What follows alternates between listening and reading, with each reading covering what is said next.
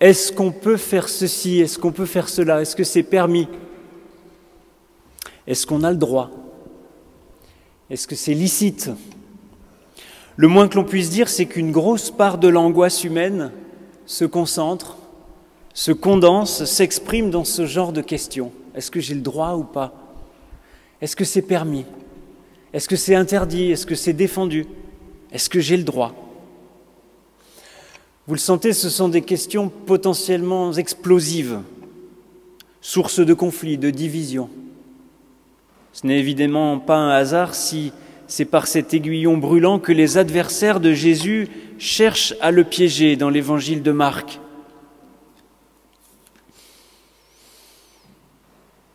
Les pharisiens l'abordèrent et pour l'éprouver lui demandent s'il est permis à un homme de répudier sa femme. Si on veut bien comprendre le piège, si on veut ainsi entrer dans la compréhension de ce texte, il est nécessaire de commencer par remarquer que la réponse attendue par les adversaires était sans doute oui.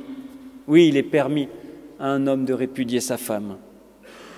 Car c'est bien à partir d'un oui, il est licite de répudier sa femme que les pharisiens avaient l'intention de faire fonctionner leur piège.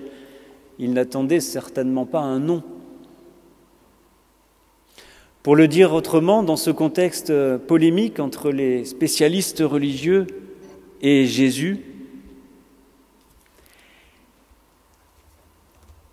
la question était un piège non pas fondé sur l'alternative ou bien, oui ou non, sur l'opposition entre oui et non, mais sur le oui qui était attendu parce que le non était inenvisageable, était impensable. Il était évident que Jésus allait dire oui et qu'ainsi il serait rentré dans le piège comme une souris se prend dans la souricière. Frères et sœurs, à la question « Est-il permis à un homme de répudier sa femme ?» Posons-nous la question « Pourquoi le oui était-il normalement inévitable ?» Pour au moins 3 raisons. D'abord parce que justement le législateur le permet. Moïse a en effet permis d'écrire des actes de répudiation. Ensuite, parce que l'expérience humaine concrète, l'expérience de terrain remarque très vite qu'un certain nombre de situations de couple se révèlent absolument invivables, voire destructrices. Une deuxième raison pour que la répudiation soit possible. Les pharisiens qui ont à charge des fidèles dans le concret, dans le quotidien de la vie, le savent très bien, et ils ont bien repéré ce Jésus qui déambule dans le pays, ce Jésus qui prend le temps de la rencontre, de l'enseignement et des soins. Jésus n'est pas un essénien, c'est-à-dire un religieux cloîtré dans son monastère. Jésus n'est pas ceinturé dans des règlements intransigeants et s'exerçant à une discipline hors de portée du commun des mortels. Jésus, frères et sœurs, n'a rien d'un ascète. Enfin, troisième raison non négligeable, un homme devait pouvoir répudier sa femme pour cause de stérilité, de façon à avoir une descendance.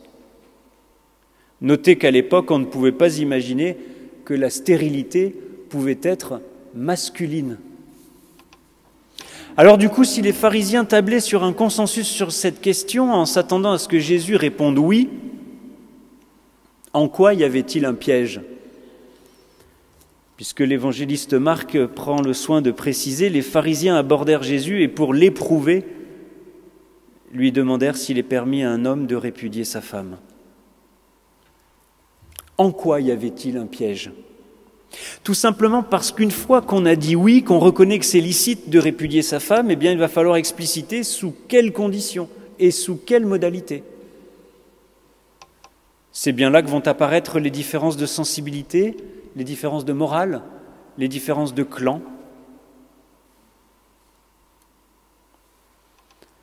Vous savez, toutes ces écoles de conduite, toutes ces pratiques, toutes les disputes, toutes les divisions qui vont avec. Or, évidemment, si Jésus choisit un camp, en expliquant comment il voit les choses, les autres vont le quitter et c'en sera fini de son enseignement adressé aux foules. Il ne s'adressera plus qu'à une poignée de disciples. Le piège, frères et sœurs, c'est de diviser à partir des opinions. Et nous savons très bien combien le piège de diviser sur une opinion est diablement, j'allais dire, efficace. Permis ou pas permis? Pour ou contre? Ça ne reste jamais très longtemps une question intellectuelle ou abstraite, ça devient vite passionnel, ça devient vite charnel, ça devient très très vite violent. Rapidement, vous le devinez, il y aura le clan de ceux qui vont plutôt se revendiquer libéraux, souples, opposés à celui de ceux qui, au contraire, vont se revendiquer plus rigoristes, plus exigeants, plus fondamentalistes. Rappelons-nous ici, frères et sœurs, que justement, le terme fondamentaliste, s'il est plutôt péjoratif pour nous, est initialement le mot d'ordre des gens qui le revendiquent et qui l'assument. On est fondamentaliste, entendez par là, on est construit sur les fondements. On prend au sérieux ce qui est fondamental. Il y a donc bien là aussi un consensus qui provoque pourtant des divisions. Est-ce qu'il y en a parmi nous qui diraient « Non, nous on est des gens légers, nous on est des gens futiles, insouciants, inconstants, sans fondement ». Non. On recommande et on revendique donc bel et bien tous d'être des fondamentalistes, c'est-à-dire d'être fondés quelque part, même si par ailleurs on peut s'estimer plus libéral que d'autres.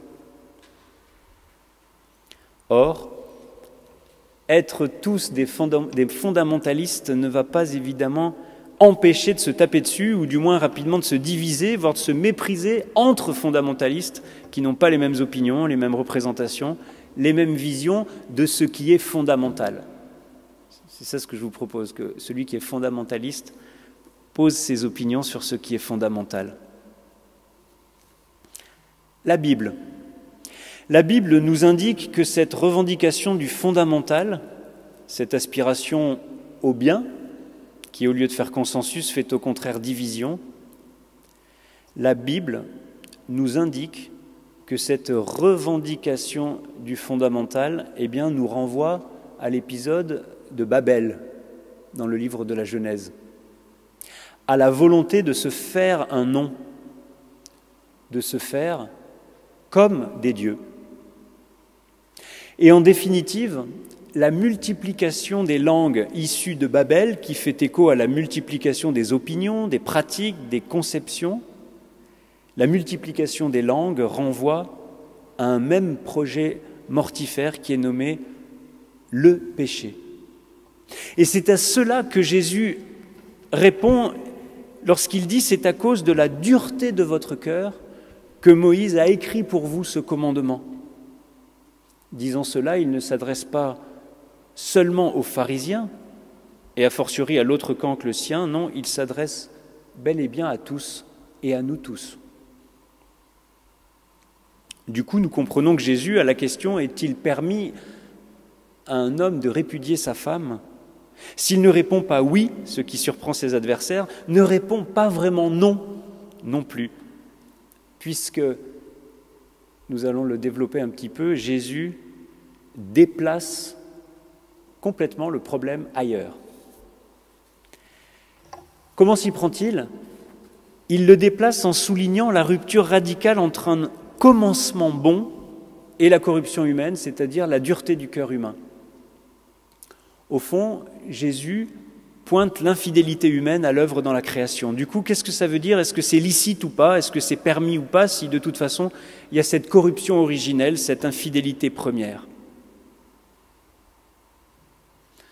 Frères et sœurs, on peut se conformer à la loi tant qu'on veut. Si de toute façon il y a cette corruption, les fruits seront corrompus, les œuvres seront viciées. On peut même faire le bien tant qu'on veut. On peut pratiquer ce qu'on croit être le bien tant qu'on veut. Les œuvres seront toujours corrompues par le cœur, par sa dureté. Pour le dire avec le langage de la Réforme, les œuvres de la loi, les œuvres de la loi du bien ne justifient pas, c'est-à-dire les œuvres de la loi du bien ne rendent pas juste devant Dieu parce que justement l'infidélité demeure et que la non-foi règne. Or, c'est justement la fidélité que Jésus remet au centre dans sa réponse. Et nous allons examiner en détail cela. C'est la fidélité que Jésus remet au centre dans sa réponse. Jésus, dans ce passage de l'évangile de Marc, ne reprend pas une citation de la Genèse, mais en fait deux. La première citation est tronquée volontairement. Au commencement de la création, Dieu les fit mâles et femelles. C'est une citation du premier chapitre de la Genèse, au verset 27, qui dit « Dieu créa l'homme à son image, il le créa à l'image de Dieu, homme et femme, entendez mâle et femelle. Dieu les bénit et Dieu leur dit « Soyez féconds, multipliez-vous, remplissez la terre et soumettez-la. Dominez sur les poissons de la mer, sur les oiseaux du ciel et sur tout animal qui rampe sur la terre. » Et donc on entend que Jésus tronque volontairement la dimension de la procréation et de la fécondité. Attention, Jésus n'a rien contre les enfants. La fin de notre passage de l'évangile de Marc où Jésus embrasse et bénit des enfants nous l'indique clairement. Tout comme quelques dimanches en arrière, Jésus avait eu ce geste de placer un enfant au milieu des disciples pour calmer un peu leur velléité et leur passion de savoir qui était le plus grand. Non, en coupant cette dimension pourtant fondamentale pour le Premier Testament de procréation, de fécondité, Jésus, il me semble, effectue un geste révolutionnaire parce qu'il restitue le couple à lui-même. Plus dans une visée d'avoir des enfants, de procréation, de descendance, mais il me semble que Jésus rend le couple à son alliance. Le couple n'est pas une machine à se reproduire, ce n'est pas un moyen pour une autre fin que lui, mais c'est d'abord le lieu d'une alliance et d'une, pour employer un vieux mot français, d'une fiance. Le couple est le lieu d'une fiance. On ne répétera jamais assez, et vous l'entendez, vous le devinez, que foi, fiance, fiançailles sont de la même racine étymologique. La vérité d'un couple n'est pas dans ses œuvres, se reproduire, être fécond, productif. La vérité d'un couple est dans sa fiance, dans la parole donnée, reçue, dans la promesse ainsi ouverte et l'existence qu'elle met en route. Dans un sens, on quitte Moïse pour Abraham. Ça, c'était pour la première citation que nos Bibles ne mettent pas en italique. Dieu créa l'homme à son image. Au commencement de la création, Dieu les fit mâles et femelles. La seconde citation, elle est plus classique, et d'ailleurs le calendrier de lecture fait écho, c'est le passage qui a été lu, donc en Genèse 2, les versets 18 à 24. La seconde citation que Jésus corrige est celle de Genèse 2, verset 23. En effet, dans la Genèse, c'est l'homme, entendez le mâle, le masculin, qui quitte père et mère pour s'attacher à sa femme. Femme qui, elle, comme la fleur, n'attendait de toute éternité que ça, n'avait pas d'autre destinée que d'être choisie. Et ce qui est intéressant, c'est que dans les termes, Jésus parle non pas du masculin, Jésus parle de l'humain générique. C'est un mot grec qu'on peut comprendre, anthropos, qui a donné anthropologie. Anthropos en grec, Jésus parle de cela, du terme d'être humain générique. Et ce faisant, il rappelle que pour les deux, il y a une démarche qui implique un départ. Il faut quitter père et mère et d'assumer la rencontre. La femme n'est donc pas un moyen pour l'homme d'avoir une descendance, un partenaire réduit à compléter l'homme. La femme est posé dans une réciprocité avec l'homme, ce qui est évidemment une condition pour qu'il y ait réellement alliance, qui est réellement fiance, confiance, foi. Car pour former une même chair, il faut préalablement que l'autre soit reconnu comme de la même chair que soi, donc que l'autre ait tout à fait la même dignité. La question, là encore, n'est pas de savoir ce qui est permis ou non. La question, vous l'entendez, n'est pas de savoir ce qu'on peut faire ou ce qu'on ne peut pas faire. La question, il me semble, qui est intéressante, c'est celle de la parole d'alliance et de la vie qu'elle partage et qu'elle promet. Donc, le cœur du propos de Jésus est la participation du mâle et de la femelle au genre humain. Alors, en conclusion, nous devons malgré tout reconnaître un certain trouble. Cette parole de Jésus nous trouble toujours parce qu'il n'y a qu'à regarder autour de nous ou même dans nos propres situations la réalité, alors non pas de la répudiation, mais du divorce. Ce n'est pas tout à fait la même chose, répudier et divorcer, mais aujourd'hui, si vous voulez, la réalité du divorce est là, dans nos vies. La réalité est là, autour de nos vies. Frères et sœurs, le piège mortel, ce serait de penser que la question se tranche dans l'alternative, est-ce que c'est permis ou pas ?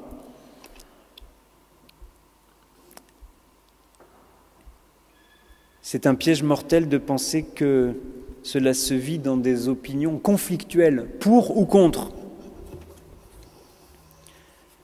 Ce que nous enseigne Jésus, et nous nous en tiendrons là pour ce matin, ce que nous enseigne Jésus, c'est qu'il n'y a pas d'alternative bien ou pas bien, que la question n'est pas permis ou non permis, que notre justification ne doit pas se chercher là, dans la loi, dans les œuvres de la loi, dans l'auto-justification ou la justification de la dureté de notre cœur, c'est-à-dire au fond dans la non-foi. Non, il me semble que ce qui est intéressant de laisser résonner en nous et de méditer, eh bien c'est la question de la foi, de la fiance, de la fidélité. Nous n'entrons pas dans le royaume de Dieu grâce à ce que nous faisons. Nous n'en sommes pas exclus à cause de ce que nous n'avons pas fait. Nous n'entrons dans le royaume de Dieu que comme des petits-enfants, c'est-à-dire comme des êtres qui sont appelés par leur nom, des êtres qui sont accueillis par le Christ, des êtres qui sont aimés par lui, qui sont bénis par lui.